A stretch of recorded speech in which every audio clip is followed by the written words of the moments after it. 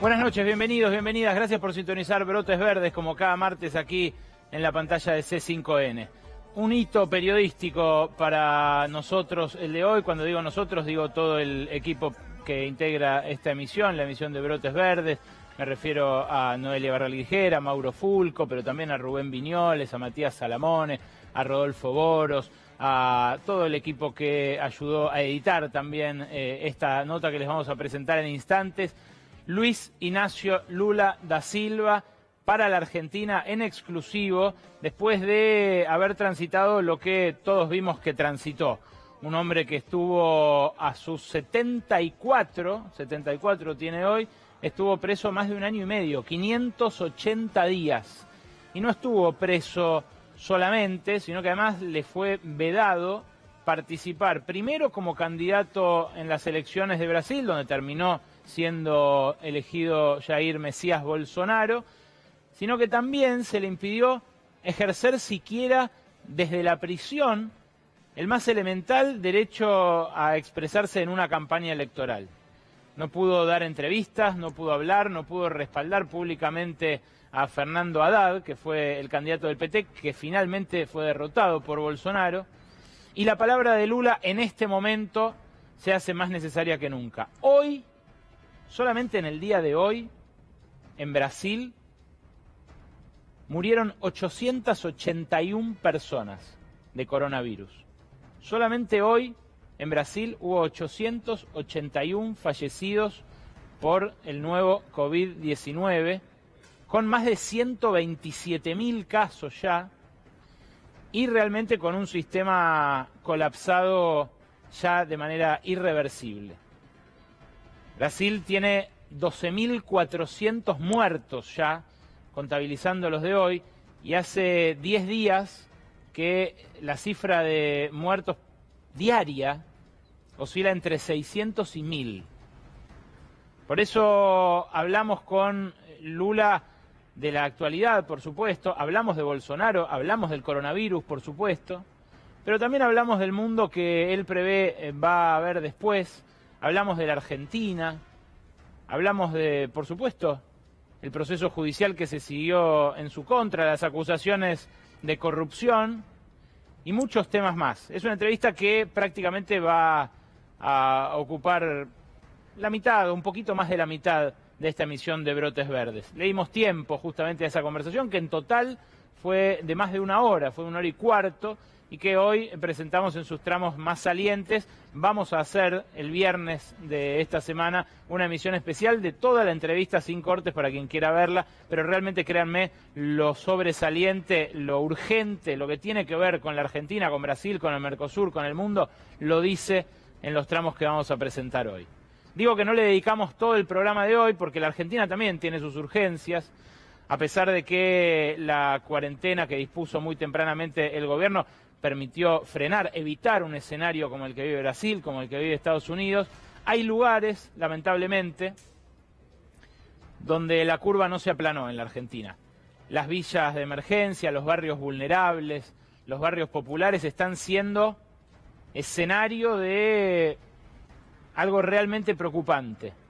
Se suman ya por cientos los casos en estos barrios vulnerables y Mauro Fulco, que viene recorriendo todos estos barrios, viene de presentar informes en la Villa 31, cuando nadie hablaba del barrio Mujica, cuando 10 días antes que llegara el Estado con el plan Detectar, ya estaba la Cámara y Mauro Fulco allí. Hoy te va a presentar en la Villa 1114, en el barrio Ilia, enfrente, y en la zona del Bajo Flores, lo que está pasando con los aislamientos que no ocurren, la cuarentena desigual, el hacinamiento que hace que aislarse sea justamente prácticamente inviable.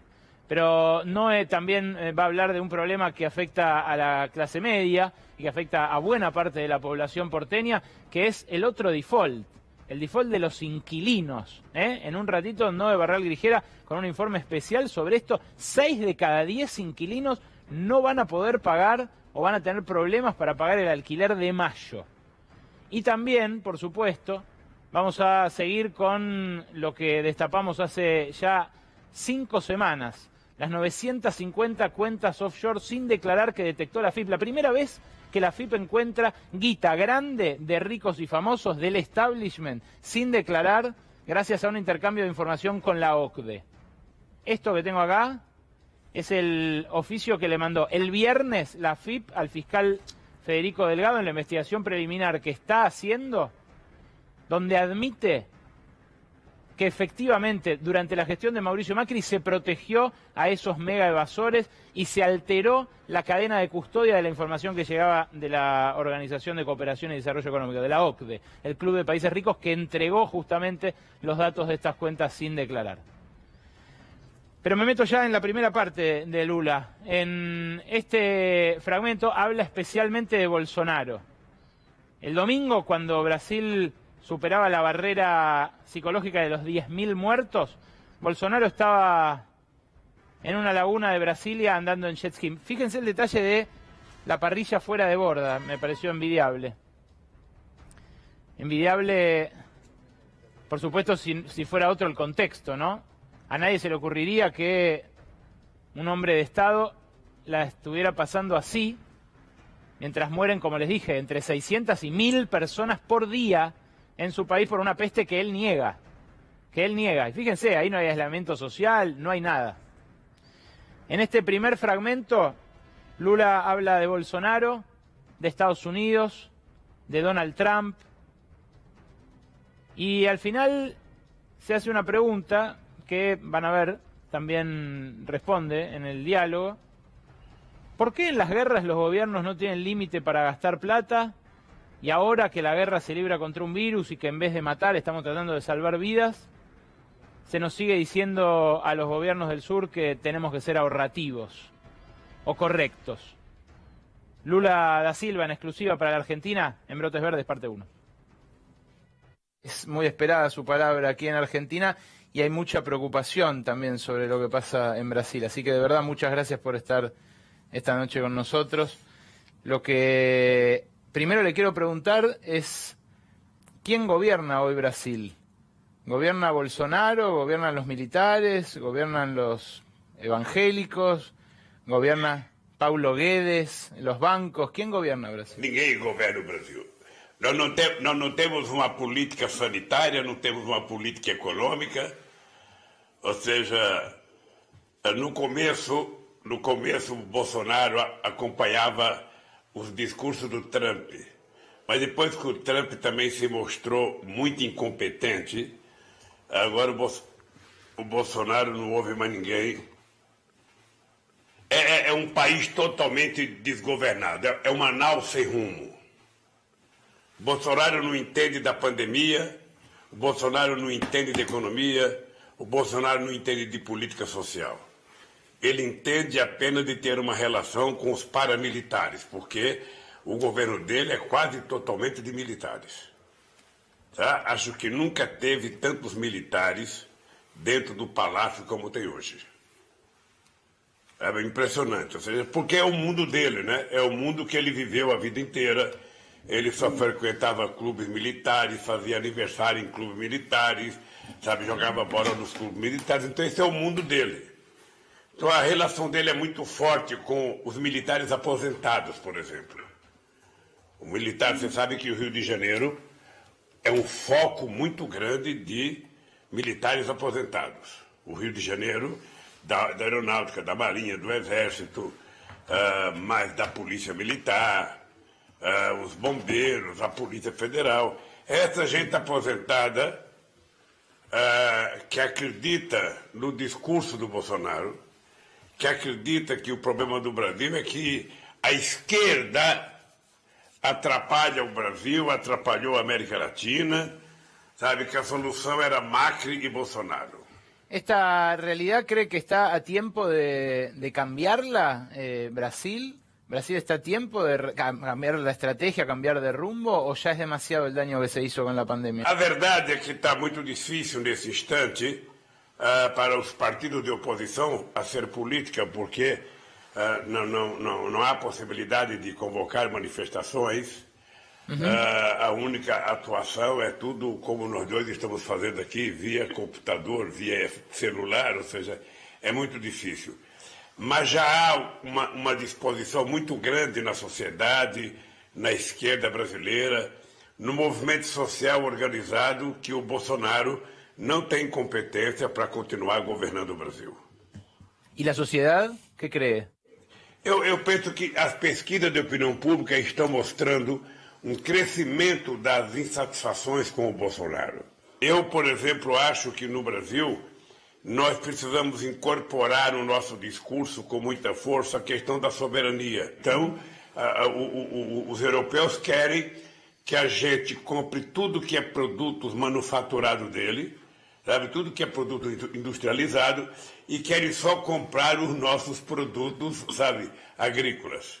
Sabe, não permitindo que a gente industrialize sequer soja, sequer carne, ou seja, nos manter como colônia. Ese es un dato concreto. ¿Cree que la pandemia, el coronavirus, puso más de manifiesto esta disputa entre los países, el hecho de que no hay que esperar solidaridad o caridad de Estados Unidos, por ejemplo? Veja, os Estados Unidos não têm autoridade moral para falar sobre a pandemia.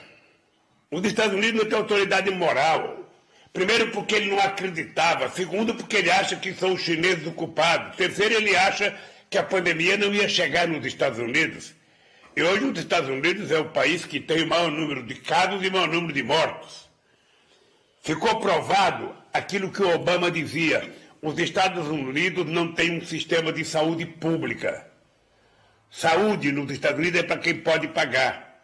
Sabe que a melhor arma para enfrentar o coronavírus, na medida em que a gente não sabia como é que o inimigo agia, a gente não tinha vacina, não tinha armas. Sabe, nós não tínhamos a bomba atômica que os americanos tiveram para destruir cidades japonesas, ou seja, o confinamento era a melhor arma. O isolamento da sociedade era a melhor arma. O Brasil, num caso de guerra, só para te dar um exemplo, na Guerra do Paraguai, da qual a Argentina participou, o Brasil gastou o equivalente a 11 pressupostos brasileiros. Na guerra com o Paraguai, o Brasil gastou o equivalente a 11 pressupostos da época. Eu fico me perguntando quanto que o Roosevelt gastou, sabe, do Tesouro Americano para entrar na Segunda Guerra Mundial. Eu fico imaginando quanto que a Rússia gastou. Olha, porque quando você está numa guerra, você não tem limite de gasto, você precisa salvar vidas e você precisa derrotar o adversário. Nós temos um vírus que nós não conhecemos ele. Aqui no Brasil, 63% dos leitos hospitalares públicos foram feitos no governo do PT. No governo do PT. Sabe? Então, quem sabe cuidar do povo pobre é o Estado. Sabe? Em Paris, o Estado tem que ser forte. O Estado tem que ter mecanismo de tomar decisões. Aqui no Brasil, Alejandro, que nesse momento de crise, nós temos que fazer uma escolha. Ou ficamos fazendo a discussão pequena, imbecil, de alguns conservadores, de que é preciso ter responsabilidade fiscal, é preciso cuidar, sabe, é preciso cuidar da economia, é preciso cuidar da dívida, ou cuidar da vida humana. Ou seja, a vida humana não volta. Se o cidadão morreu, o único que ressuscitou foi Jesus Cristo. Sabe, se você salva o teu povo, você pode com esse povo reconstruir a economia. Mas se você mata o povo, não tem reconstrução da economia. Então, o que eu tenho dito aqui no Brasil? Essa semana morreram por dia uma média de 615 pessoas. Não é possível a gente continuar vendo morrer as pessoas passivamente. Então eu acho que o presidente Alberto Fernandes está 100% correto quando ele diz, sabe, a economia a gente recupera, uma vida a gente recupera. E o presidente é eleito para cuidar do povo. La primera parte del reportaje con Luis Ignacio Lula da Silva. Lo escucharon, habla de Estados Unidos, del rol del Estado, de lo que hizo el PT con la salud pública allí. Quédate porque en un ratito se mete más en profundidad sobre Sergio Moro, sobre las causas de corrupción que estuvieron investigando sobre él y otros miembros del PT. Se mete también más con la realidad argentina, más sobre Alberto, más sobre Cristina Fernández de Kirchner. Pero antes me quiero detener nuevamente en la realidad argentina y en el bolsillo de los que nos están mirando muy probablemente. Noé Barral Grijera, buenas noches. Muy buenas noches. Bueno, lo decía recién el expresidente de Brasil. Hablaba Lula de la necesidad de un Estado presente, un Estado fuerte para cuidar a los ciudadanos. Y hay otro default del que tenemos que hablar en la República Argentina, que es el que tiene que ver con los inquilinos, que es un sector al que al Estado ha descuidado mucho. Es interesante la cantidad de minutos de aire, la cantidad de centímetros de diario que se le destinan al default de la deuda bajo ley Nueva York y lo poco que se destina al default de las cuentas hogareñas, ¿no? Exactamente. Bueno, tenemos una encuesta de la ONG Inquilinos Agrupados, una encuesta que se hizo entre más de 4.000 inquilinos en todo el país, pero ojo, porque es una encuesta que se hizo por medios electrónicos, por internet. Esto significa que puede haber en este universo subrepresentación de los casos más complejos, de los casos en los que no hay ni siquiera acceso a una cuenta de internet, a una conexión a internet. Entonces pueden estar sobrerepresentados los casos de un poquito de mejores ingresos. Aún así los números son absolutamente preocupantes. El 75% de los inquilinos encuestados en todo el país tienen menores ingresos a raíz de la pandemia.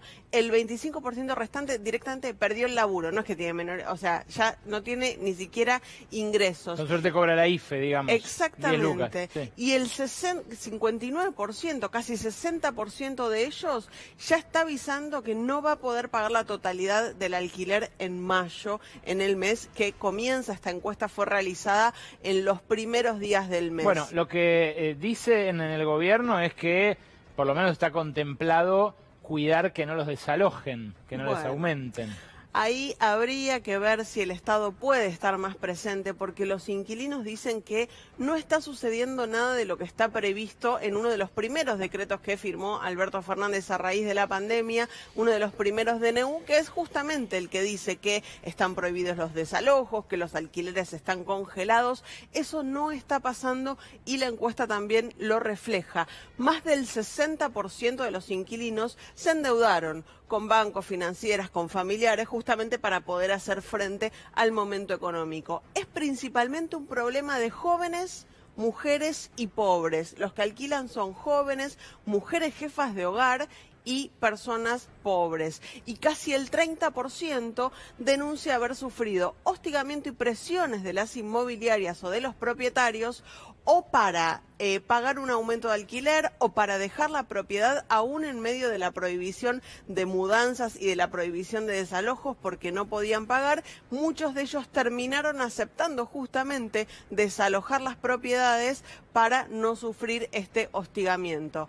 Y otro tema que no se cumplió ni siquiera con la pandemia, la posibilidad de pagar de manera bancarizada. Esto no tiene que ver con el coronavirus, es algo que existe en la Argentina y que los pagos en blanco deberían poder bancarizarse. Bueno, hay un 52% de los inquilinos que dice sí, no tuve problemas, me dieron una CBU, pagué normal, pero al 38%, 38,1% no le dieron la CBU y al 5,8% le dieron la CBU, pero le cobraron recargo por bancarizar el pago del alquiler. Mira. Realmente una utopía, porque en algún momento los inquilinos dijeron, bueno, capaz la pandemia sirve para algo y puedo empezar a pagar el alquiler por transferencia bancaria. Ni eso. Preocupante, ¿no? Gracias por el informe. Gracias. En un ratito, acuérdate, Mauro Fulco volvió al Bajo Flores, se metió en la 1114 y nos cuenta desde allí sobre esa curva que lamentablemente no hemos conseguido aplanar. Mirá, de los casos nuevos que hubo hoy en la Argentina, el 94%, casos nuevos, no muertes, casos nuevos de infectados de coronavirus, 94% fueron en la ciudad de Buenos Aires y en el conurbano bonaerense. Está clarísimo que el problema está aquí, que el foco del problema está aquí en el área metropolitana de Buenos Aires. En esta segunda parte, Lula habla de su archienemigo, de Sergio Moro, de las causas de corrupción que se siguen en su contra, pero también de qué cree él que debería ser un presidente. Escucha. ¿Cree Lula que esta situación de aislamiento de Bolsonaro puede profundizarse al punto de que lo fuercen a renunciar? Digo, ya tuvo una crisis con el ministro de Salud, tuvo una crisis con el ministro de Justicia, de quien ahora le voy a preguntar más adelante. ¿Bolsonaro puede terminar renunciando? Alejandro, aqui no Brasil nós temos um problema muito estranho. Nós temos os governadores de estados, são 27 governadores, que estão tratando a pandemia com mais seriedade, com mais responsabilidade. Sabe, nós temos os prefeitos que têm mais responsabilidade porque a morte acontece na rua do prefeito, no bairro do prefeito. Então, nós temos os governadores e os prefeitos fazendo pressão ao governo federal para que o governo federal libere dinheiro, libere recursos, libere financiamento para comprar respiradores, para comprar de qualquer parte do mundo os insumos necessários para salvar vida. E o governo brasileiro, ao invés de ajudar os governadores, o governo brasileiro transformou os governadores em inimigos. Da mesma forma que o Bolsonaro transformou o Mercosul em inimigos, a Unasul em inimigos, a CELAC em inimigos, ou seja, o Bolsonaro, ele na verdade transformou os governadores. O papel de um presidente, Alejandro, o papel de um presidente é o papel de um maestro de uma orquestra. Ele não é obrigado a saber tocar todos os instrumentos da orquestra, mas ele é obrigado a entender de música. Ele é obrigado a entender da harmonia. Olha, então ele precisa conversar com todos os instrumentos. Vamos supor que o Brasil é uma orquestra. Os governadores são violinistas, os prefeitos tocam outros instrumentos. O papel do presidente é conversar com essa gente, construir uma harmonia para que a música possa sair perfeita. Aqui no Brasil, o Bolsonaro não conversa com ninguém. Ele conversa, sabe com quem? Com os fanáticos deles, com os milicianos dele, fazendo provocação, não usando máscara, dizendo que tem que ir para a rua mesmo, dizendo que tem que voltar ao trabalho. É totalmente irresponsável, totalmente irresponsável. E todo final de semana ele dá um show através do Twitter dele, através do Zap dele, e a imprensa fica correndo atrás das bobagens que ele fala, e ele não discute mais pandemia, ele não discute mais economia, nada, ele só discute bobagem. Ahora, en ese contexto, ¿no se profundiza su debilitamiento? Porque también se enfrenta con la prensa, también perdió estos dos ministros importantes. Ele não respeita nada no que diz respeito ao bom senso e à democracia. Ele ofende a imprensa, ele ofende negros, ele ofende índio, ele ofende a ONU, ele ofende a Organização Mundial da Saúde, ele ofende a Argentina, ele ofende a Venezuela, ele ofende a Bolívia, e ele ofende as mulheres, e ele ofende qualquer um que se oponha a ele.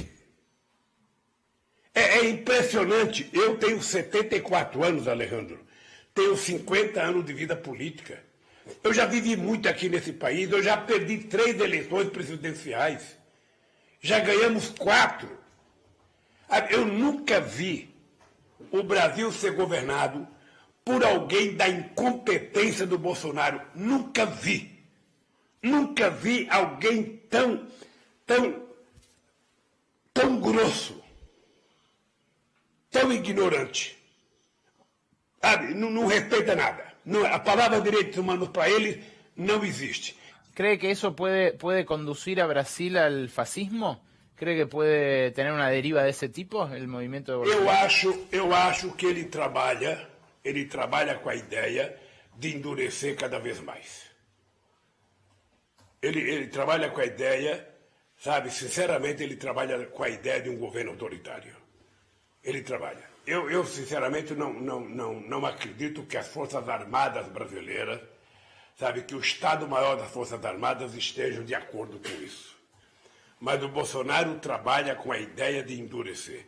Ele não respeita a Suprema Corte, ele não respeita o Senado, ele não respeita a Câmara, ele não respeita sindicatos, ele não respeita absolutamente nenhuma instituição. A única instituição que ele respeita são os milicianos que ele criou y os 3 filhos dele. ¿Cree que el ejército, las Fuerzas Armadas brasileñas van a aguantar la presión en caso de que un movimiento fascista se organice en torno a Bolsonaro y aglutine a ese 30% que lo apoye para ser el soporte de un régimen más autoritario? Veja, eu penso que antes, sabe, de qualquer ideia fascista ganhar força nesse país, a democracia vai recuperar o governo no Brasil. Eu acho que a sociedade está percebendo que o Bolsonaro não tem condições de continuar governando. É preciso saber se o presidente da Câmara vai acatar algum pedido de impeachment que tem, já tem muitos pedidos de impeachment na Câmara dos Deputados, se ele vai acatar e vai colocar algum em votação. Eu espero que ele acate e coloque em votação, porque o Brasil não pode suportar 3 meses com a anarquia que nós estamos vivendo hoje. O Brasil está desgovernado. ¿Usted cree que la renuncia de Moro ahora como ministro de Justicia y su acusación a Bolsonaro de querer cubrir a sus hijos en la investigación lo puede lavar de la culpa de haber fraguado con los fiscales el proceso en su contra? ¿La sociedad brasilera olvidará lo que reveló el sitio de Intercept respecto del Lava Jato o seguirá essa ideia flotando? Eu penso que vai depender do que nós da oposição tenhamos coragem de fazer. Veja, a denúncia do Moro, aqui no Brasil nós falamos do seguinte: a montanha pariu um rato. Não sei se é possível entender em espanhol. Sim. A montanha pariu um rato. O Moro anunciou uma denúncia e não fez nada. Não tem nada. É obrigação do presidente da República indicar o diretor-geral da Polícia Federal. O presidente da República tem mais o direito de indicar do que o ministro. Você percebe? Eu mesmo indiquei. Agora, você indica de forma republicana. No nosso governo, Alejandro, o próprio Sérgio Moro, para se defender do Bolsonaro, ele disse: o PT deu mais autonomia à Polícia Federal. O PT deu mais autonomia ao Ministério Público. O PT deu mais autonomia à fiscalização inteira nesse país. Sabe?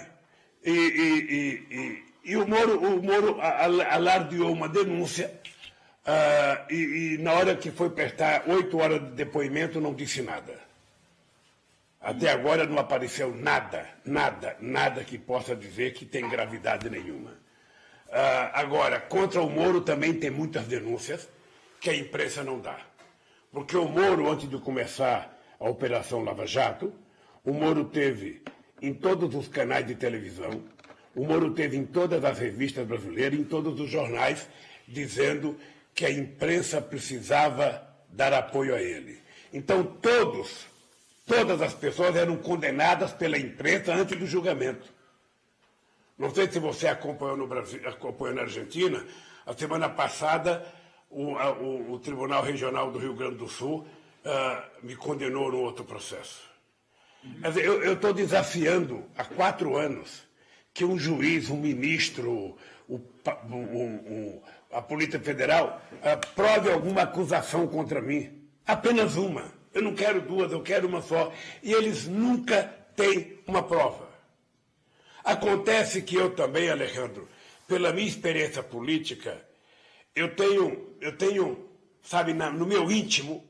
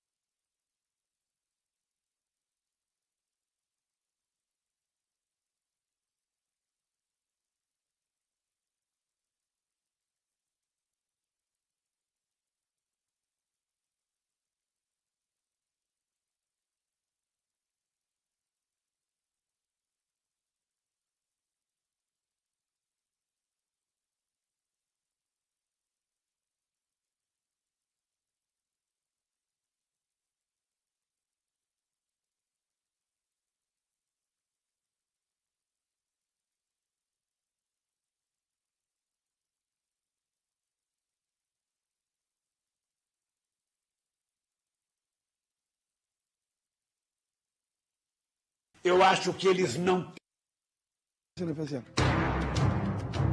¿La familia está aislada?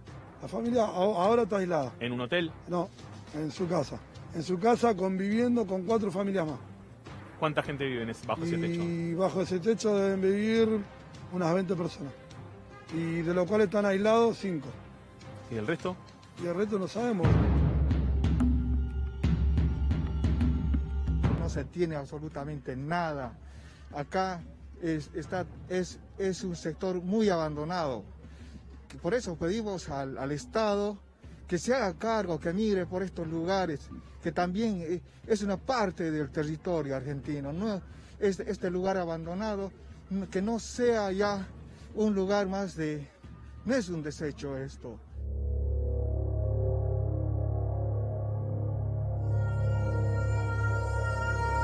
Antes le dábamos de comer como a unas 150 personas, pero ahora se duplicó y multiplicó esa situación. Ahora pasamos a 350 más o menos. ¿Cuánto? 350. Ni un peso se genera, no se puede trabajar, no se puede salir. Acá todos están en busca de un plato de comida. Salen a los comedores a buscárselas. Y es triste y lamentable cuando viene un niño o una niña y te dice, doña, me da un poquito más, y cuando no hay. Y vos le tenés que mostrar la olla que está vacía y el niño se queda. Es lamentable, es muy triste. Por un plato tenemos que infectarnos o quizás llegar hasta el hospital. Qué cruel, ¿no? Sí, es bastante cruel acá. Y esto puede estallar en cualquier momento si ya no estalló. Porque no tenemos hoy en día una cifra exacta de la cantidad de gente que hay con COVID positivo. Acá se dice que hay más de 70, pero la realidad es que no sabemos, no tenemos una cifra exacta.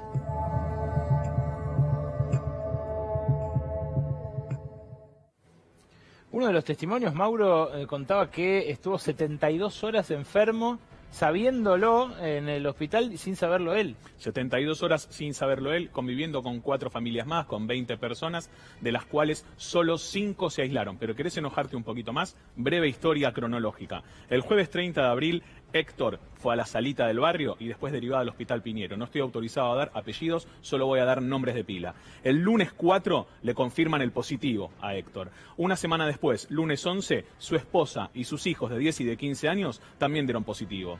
El mismo día, su cuñada, que se llama Dalila, y su suegra, que se llama Cecilia, fueron al Hospital Piñero con síntomas. Los hisoparon y los mandaron a la casa. ¿Qué? Los mandaron a la casa. Los mandaron a la casa, vamos a decirlo de vuelta, los mandaron a la casa.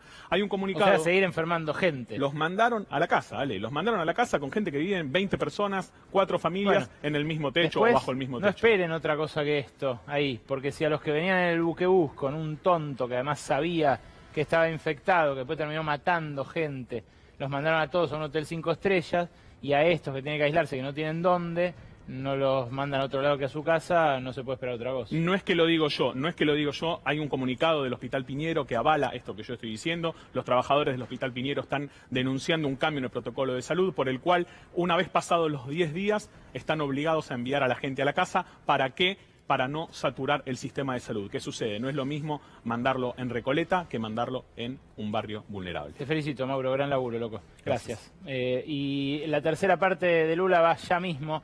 En esta parte, les decía, hablamos de política en serio, de geopolítica. Hablamos de cómo va a quedar el planeta después del coronavirus.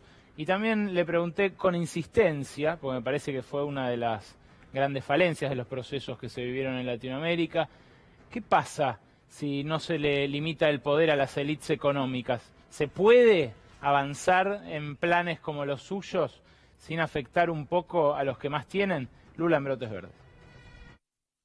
¿Y usted qué cree que vamos a tener como mundo después de la pandemia?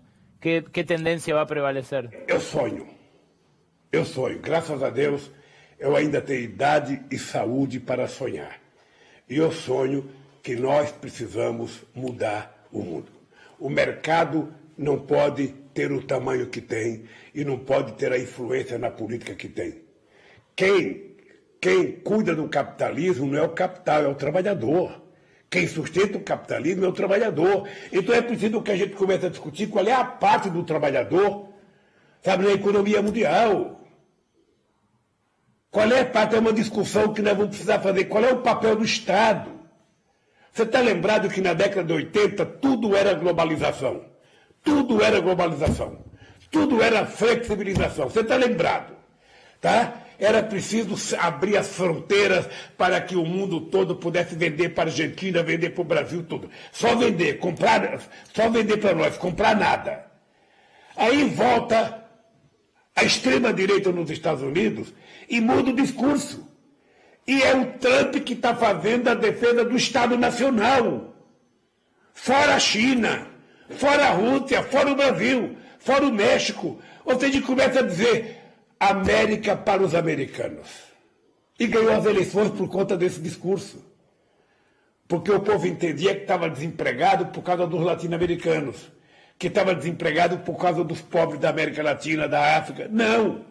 E começa a defender o Estado Nacional. E nós, aqui na América Latina, um complexo de vira-lata, achamos que tem que abrir tudo. Abrir para quê? O que nos dão em troca da abertura? O que nos dão em troca da abertura? Nós precisamos ter indústria, gente. Nós precisamos ter indústria. A Argentina precisa voltar a se industrializar. Nós não poderemos ser exportador de commodity.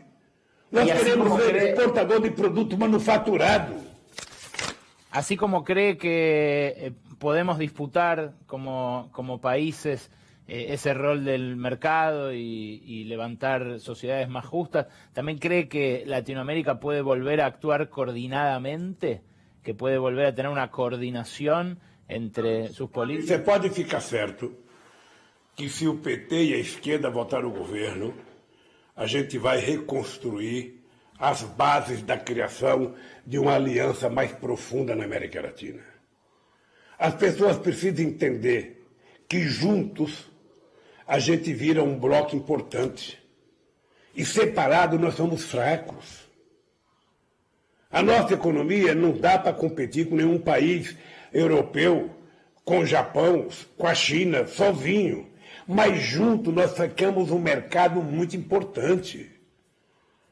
E a gente pode competir com a União Europeia, a gente pode competir com os Estados Unidos. É isso que os nossos dirigentes têm que compreender. Mas, lamentavelmente, na América Latina, tem muitos dirigentes que acham o seguinte: eu tenho que ganhar as eleições e tenho que ser bonzinho para os Estados Unidos e os Estados Unidos vão me ajudar.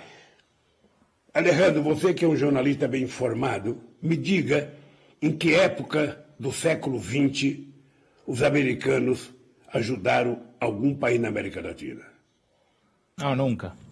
Jamás. Me conte. O que os americanos fizeram na América Latina foi evitar o fortalecimento da democracia com golpes. Eu comecei fazendo política aprendendo a seguinte xiste contra os americanos. O único país que não tem golpe de Estado é os Estados Unidos, porque não tem embaixada americana nos Estados Unidos. No restante dos países todos, sabe? Então, sabe, ou a elite da América Latina compreende que nós não somos, sabe, insignificantes, que nós não precisamos ser humilhados, sabe? Nós temos grandeza, nós temos que ter dignidade, respeito, autoestima, como tiveram os libertadores da Argentina. Sabe? É um negócio maluco, Alejandro, que nós vivemos hoje. Parece que a elite brasileira, a elite argentina, a elite venezuelana, a elite boliviana, a elite uruguaia, a elite paraguaia, sabe? A elite peruana, parece que eles gostam de ser lambibota dos Estados Unidos. Y si ellos realmente gustan de ser subordinados a Estados Unidos y de ocupar ese lugar subordinado como región, ¿no es el poder político el que tiene que obligar a esas élites, por ejemplo, a contribuir de manera excepcional con el gasto que va a requerir combatir a este virus? ¿No hace falta una ruptura mayor con esas élites por parte de gobiernos populares, gobiernos que surjan de... Posso te afirmar uma coisa. Quando teve a crise econômica de 2008 e 2009, primeiro com o problema habitacional nos Estados Unidos e depois com a quebra do Lehman Brothers, nós criamos o G20. O G20 se reunia, sabe, no mesmo ano se reunia ministros da economia de todos os países, presidente da República. Me diga uma coisa, por que já não houve reunião de todos os ministros da saúde para discutir o coronavírus? Por que já não houve várias reuniões dos presidentes para unificar procedimentos? Para unificar procedimentos. Inclusive para tomada de decisão. O FMI deveria estar colocando dinheiro para ajudar os países pobres que não têm dinheiro para que eles possam cuidar do coronavírus. Poderia estar financiando, sabe, os insumos para combater o coronavírus. Esse é o papel, sabe, do multilateralismo. Por que não está acontecendo? Porque não tem liderança no mundo. Se você pegar hoje, a única liderança na América Latina, de verdade hoje, é o Alberto Fernandes. E o nosso querido companheiro presidente do México.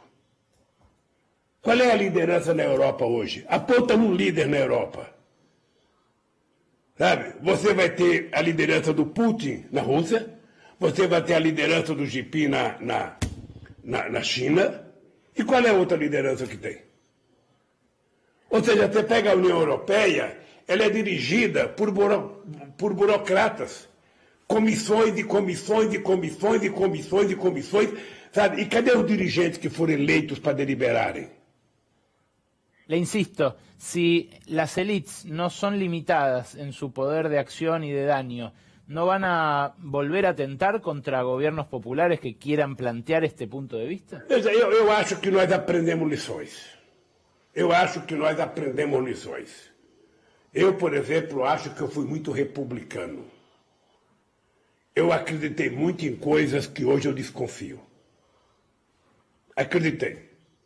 Eu duvido, Alejandro, eu duvido que os empresários brasileiros tenham sido tratados por algum governo na história do Brasil como foram tratados por mim.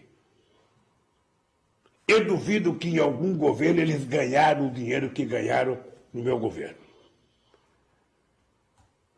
Eu duvido que o Brasil já tivesse tido o protagonismo internacional que nós tivemos. Sabe? A classe empresarial não levou isso em conta e não defendeu a Dilma. E votaram no Bolsonaro. Votar no Bolsonaro é jogar a política fora. É jogar a democracia fora, e eles fizeram isso sabendo quem era o Bolsonaro. Sabe por quê? Porque o Bolsonaro dizia que ia vender tudo, que tinha que privatizar tudo. Sabe? Nós tínhamos a terceira empresa de aviação do mundo, que era a Embraer, eles venderam. Para a Boeing, que agora está quebrando. Eles querem vender a Eletrobras. Eles querem vender o BNDES, o Banco do Brasil. Na crise de 2008 e 2009, o Brasil não entrou na crise porque a gente tinha 3 bancos importantes. BNDES, Banco do Brasil e Caixa Econômica Federal. E nós colocamos dinheiro. Não foi pouco dinheiro, não foi muito dinheiro para recuperar a economia brasileira. É esse o papel. Sabe? E eu acho que aí o presidente Alberto Fernandes está correto. Primeiro eu tenho que pensar na Argentina, eu tenho que pensar em salvar o povo argentino, depois eu vou discutir a economía. Este hombre, así como lo ves, tiene 74 años, pasó 580 días preso y salió en noviembre, después de haber pasado ese tiempo, más de 1 año y medio en prisión sin una sola prueba. En junio, antes, se había difundido que Sergio Moro, el juez que lo había metido preso y que después fue ministro de Bolsonaro, arreglaba con los fiscales y con la Policía Federal las pruebas y los informes para hacerlo incriminar más y para generar en la opinión pública ese estado que lo llevó a prisión. Quédate porque queda el último cachito. Es corto, pero le preguntamos por Cristina Fernández de Kirchner y Alberto Fernández, la dupla del poder hoy aquí en la Argentina, y él los conoce bien a ambos y tiene lo suyo para decir. Antes, cuarentena nacional y avisos. Quédate que falta la última parte de Lula.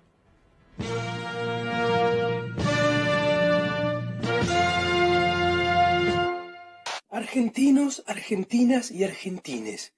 El viernes, junto con Horacio y con Axel, estuvimos analizando cómo sigue la cuarentena. Para resumirlo en pocas palabras, voy a decirles lo mismo que me dijeron los bonistas cuando Guzmán les hizo la oferta de quita. Hay que esforzarse más. Con esto no alcanza ni para salir a dar una vuelta a manzana. Claro, muchos ponen el ejemplo de Suecia. Les voy a mostrar con unas filminas para que vean lo que habría pasado si hacíamos lo mismo que los suecos. Acá vemos una pareja de adultos mayores en aislamiento social obligatorio.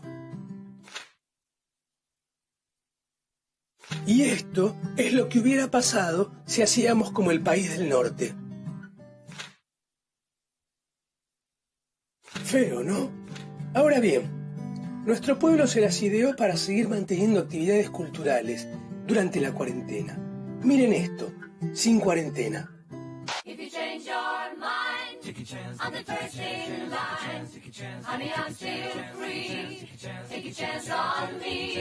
En cambio, con cuarentena, pena, pena, pena, pena, pena.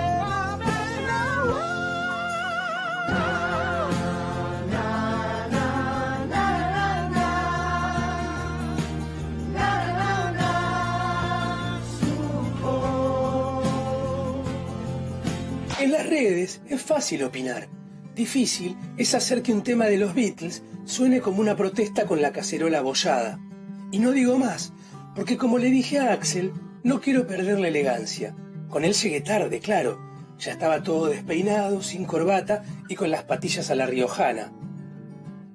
Te reís, pero vos andas en pijama todo el día. El que no pierde la elegancia es Horacio, que está haciendo todo bien. Sí, se le disparó la curva de contagios en las villas, pero eso es culpa de ustedes que no le hacen caso. Ahora que los va a dejar salir por número de DNI, tuvo que salir a explicar que el 0 es un número par. Yo tenía una idea mejor. Lunes, miércoles y viernes que salgan los que tienen gato. Y los martes, jueves y sábados que salgan los que tienen perro. Y el domingo, caballo. Jeje, esos días salgo yo. En fin, lo mejor es informarse y escuchar a los comunicadores y comunicadoras que saben ubicarse y ubicar a su audiencia. La Villa 31, ¿a quién responde? ¿A Capital o sí, claro. A Capital? ¿Capital? Pobre Juanita.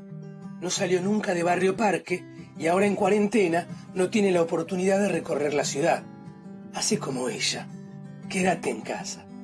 A este virus le ganamos entre codos. Che, Barrio Parque, ¿a quién responde? ¿A Capital? Y bueno, llamalo a Horacio a ver qué dice de cobrarle una BL a las grandes fortunas.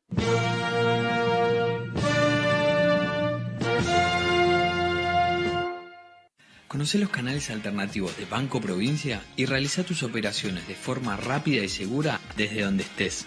Banca Internet Provincia VIP, VIP Móvil, cajeros automáticos, extra cash y punto efectivo. Conoce más en bancoprovincia.com.ar.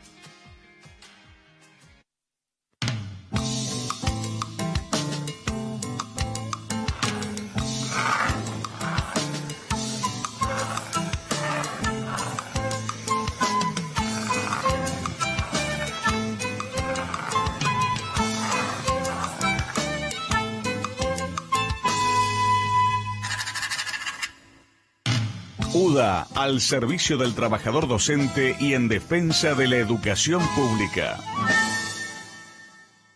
Alguna vez, Borges y Cortázar vivieron aquí. Hoy, como un imán, congrega jóvenes escritores, músicos, cineastas y artistas. Palermo. Y ahora con la nueva sucursal Bulnes de Adrián Mercado. Mientras vos estás en tu casa, nosotros preparamos hospitales.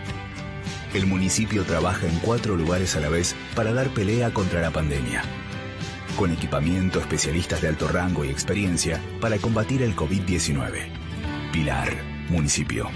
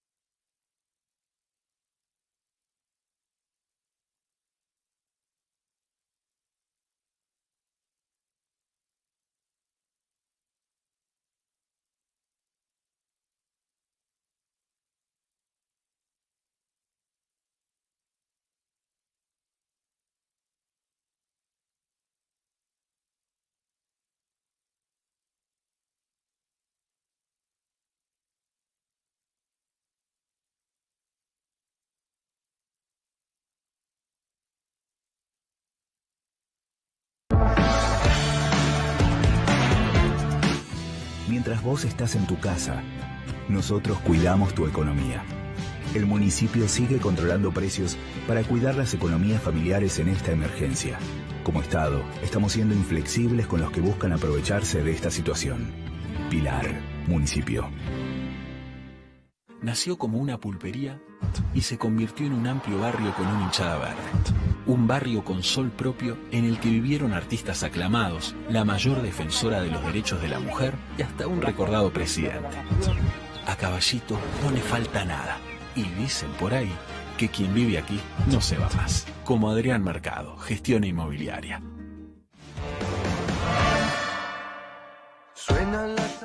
Le preguntamos finalmente a Lula por Alberto Fernández y Cristina Fernández de Kirchner. ¿Los conoce a los dos? ¿Sabe cómo piensan? ¿Seguirá la alianza hasta el final o ocurrirá como especulan muchos en el poder, que se va a romper? ¿Qué opina Lula? Mira. Se Alberto Fernandes e Cristina forem inteligentes, como eu os conheço e sei que são, eles sabem que essa aliança não pode ser rompida. Essa aliança foi feita e eu tenho certeza que somente a manutenção dessa aliança, né, é capaz de devolver plenamente a democracia argentina em outras eleições. Então, eu acho que quando a gente faz uma aliança, e eu acho que Alberto Fernandes e a Argentina, e a Cristina pode até de vez em quando ter uma divergência, cada um vai para casa, conta até 10, pensa no povo argentino, volta e faz as pazes. Porque a Argentina precisa do entendimento de dois.